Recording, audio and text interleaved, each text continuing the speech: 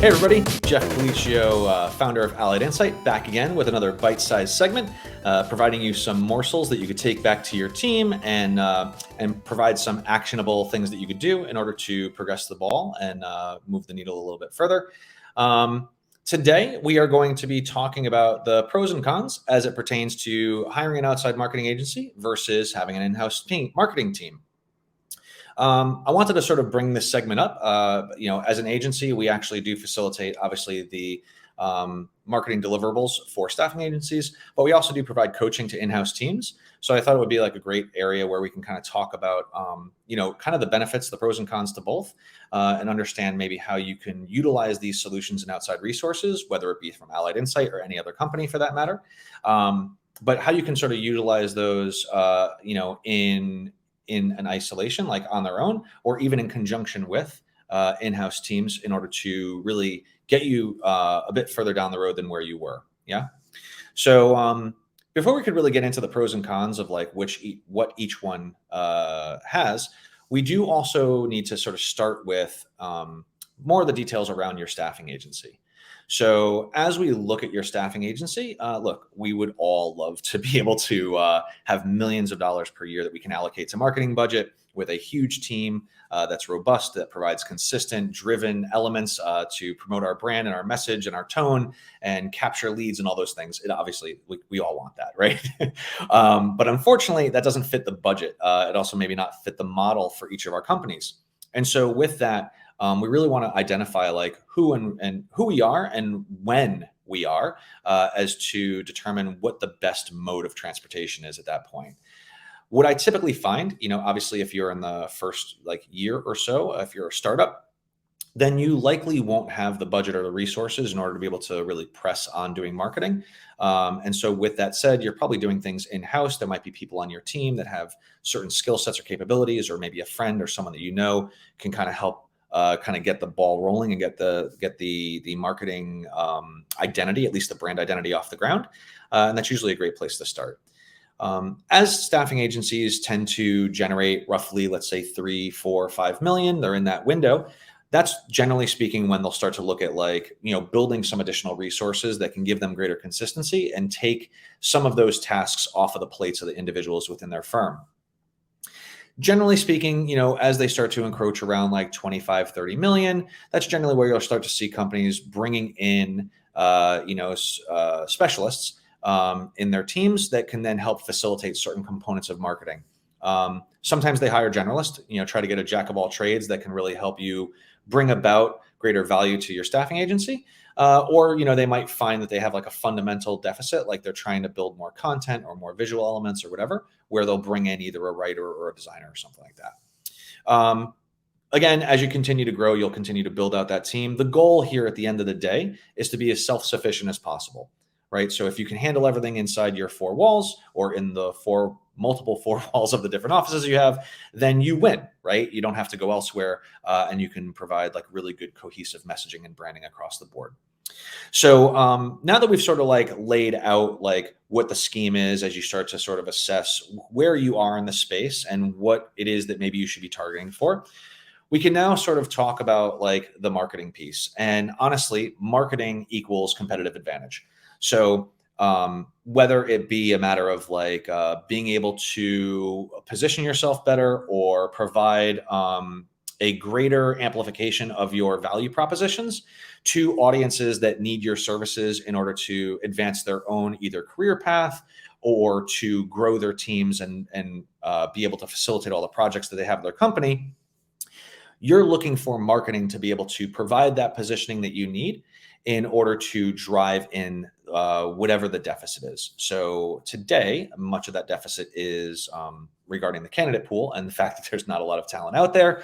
And so much of the conversation is around recruitment marketing, but I'm sure, as we continue to go down, as we continue to go through the years, that likely will have an ebb and flow and shift to being a little bit more of a employer-centric versus candidate-centric market. It typically goes through rounds and cycles.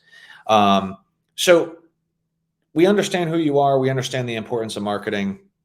Now let's get to the purpose of why we all jumped on this call, which is to discuss the benefits and the gaps of each. So when it comes to agencies, when you're working with an outside agency, look, the benefits are pretty clear. It's typically affordable, right? So it can meet your budget. The deliverables are pretty well outlined, and you can really sort of like line that task to the dollar that's being spent.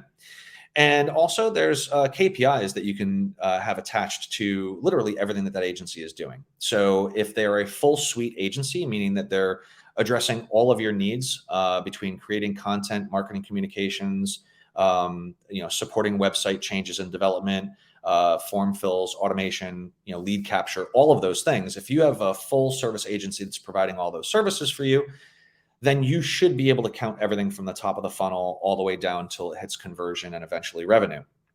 If you're working with an agency or you're working on a project basis with someone who is simply building out certain components, then obviously you'll have gaps in that data, and your visibility will be less. But from an agency perspective, you do get those benefits of visibility, transparency, execution, consistent execution. You can also improve you can improve sort of the positioning of your brand. You can kind of accelerate your process. You can create and develop sales enablement tools and resources. The one caveat is that all of this has to be planned. So the idea of having like a group that you can work with and then also perform in a reactionary measure where you're not scheduling things out 30, 60, 90 days is really, really hard to find, or it'll be grossly expensive. So the main gap that you have when working with an outside vendor in pulling them in for marketing resources is that you won't be able to necessarily have like an immediate response to something that you're reacting to in the market. At least not without a cost. So, when you're looking, or if you're looking for outside marketing agencies, I would recommend highly like asking some of these probing questions, understanding what the delivery model looks like, and also trying to. I would also sort of inquire with regards to the ability to make changes or adjustments and what tempo that might occur on. Generally speaking, you should have agencies that are willing to make accommodations for you and on a case by case basis, but also be helping you to leverage changes that occur throughout the year. Typically speaking, at your quarterly marks, you should be able to do 90-day assessments or 90-day lookbacks, understand exactly what was performed, what that performance impact was, and then also make adjustments in order to accommodate any changes to any corporate initiatives that are happening within your organization. So you do get an awful lot of lift at a decent price, but that does come at an additional cost of flexibility sometimes. Yeah. As we start to look at in-house teams, the benefit is that you have someone that's there 40 hours or more. That means that they get exposed to your brand, your messaging, your process. And with that, the marketing that they provide, the communication, the articles, the thought leadership, all of that should resonate stronger with your brand. And when I say brand, I don't mean brand identity. I mean brand in terms of like brand value. So having that in-house person or that in-house team really does help to solidify the communication and be much more provide a much more direct connection to what you offer, what your services are, what your value propositions are, and even what maybe some of your branded components are. Yeah. The gaps. Let's continue going on benefits. I apologize. So to continue going down benefits, having them in-house means that you could also reprioritize pretty quickly. They can pivot as needed. It doesn't mean that is an efficient model to manage, but it does mean that they can do that. So you have that immediate access there as well. And I think that like from a culture perspective, I think you can also probably press culture into your brand messaging a bit more. So again, because that person, is living, breathing, eating, and sleeping your brand, they're there all the time. Creating that connection, that soft component between the two should be pretty direct. With regards to the gaps, so one, it's obviously an expensive proposition. So if you want to build out an in-house team, the likelihood that you're going to find like a small group of unicorns to be able to execute on everything you need is probably not realistic. So instead of looking for unicorns to do everything, you might want to find some individuals that are specialists in a given category, but also maybe have interest or experience sort of flexing slightly outside of that category.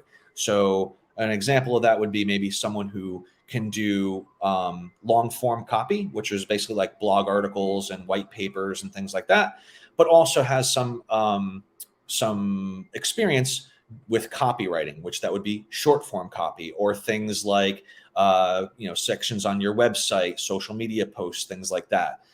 Even better yet, like maybe they have a little bit of background in SEO and they understand the importance of keywords, how to place keywords, maybe even how to sort of record the performance of keywords.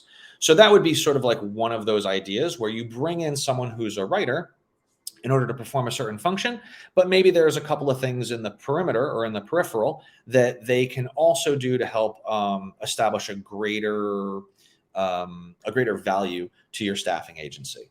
If let's say you're bringing in a designer, maybe that person is in fact a web designer as a special focus, but they can also do some print design. They can also do, maybe even a little bit of HTML, right? So not only can they necessarily deliver on what it is that you need from a design perspective for your website, but they can also help to facilitate any of the printed elements that you're creating. They can also help to work on like landing pages. They can work on handouts and ebooks and all that kind of stuff. So you kind of get double duty out of it. But these are just some strategies to sort of help you orchestrate that team. Or again, if you're much further along, you've got the budget and you want to build out an in-house team, obviously creative direction needs to come from someone, either a manager level, director level, or what have you. And then underneath them, you should have specialists in each category. So someone who could do your development, your design, your content, if you're an event space, obviously building all that out, but all of that costs money. So those are some of the issues that you could run into in trying to build an in-house team versus using external resources. So you do get that flexibility. You can cater to a little bit more community management because they're there. They can sort of deal with the on-call changes. But you also run into gaps in skill set because unless you're going to be hiring a full team right out of the gate, you likely will have gaps. So there will be that ramp up period. In the end, what you're really looking to do is you're really looking to create sort of a custom fit. So, there is the capability to be able to utilize both. So as you're developing an in-house team, it would be really beneficial for you to seek out a marketing agency partner that can actually help you work and grow within what it is that you're doing. So if you have one or two people in-house, they're delivering on certain things, whether that be, helping with presentations or sales enablement, RFPs, whatever it happens to be, events. So if you happen to have someone or a couple of people in-house that are handling some stuff and you've identified some gaps, that may be a really good opportunity to partner with a marketing agency that can sort of help you deliver on those other elements that you're missing while you go out and start searching for that additional talent. So there is, a hybrid model that you can create that allows you to kind of like get the best of both worlds while still sort of like making sure that you're, covering your gaps. Again, it all comes down to budget. It all comes down to deliverability. But if you're measuring those KPIs, then you should at least be able to know where your dollar is spent and how it impacted your bottom line. Again, these are just meant to be like really, really brief sessions, things that you can take down in a bite-sized chunk, bring back to your organization, have a conversation and figure out sort of what the next steps are that you want to do there.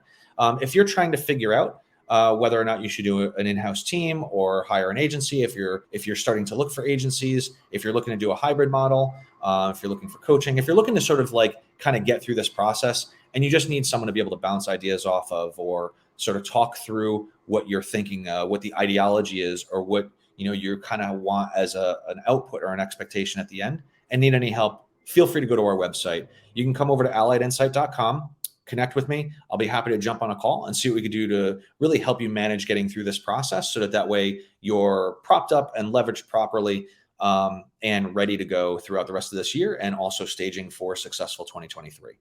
I hope you found this helpful. We will be back again next week with another bite-sized chunk, so stay tuned. And we'll also be putting up our schedule for April very shortly. So thanks again for your time, and I wish everybody the best of luck.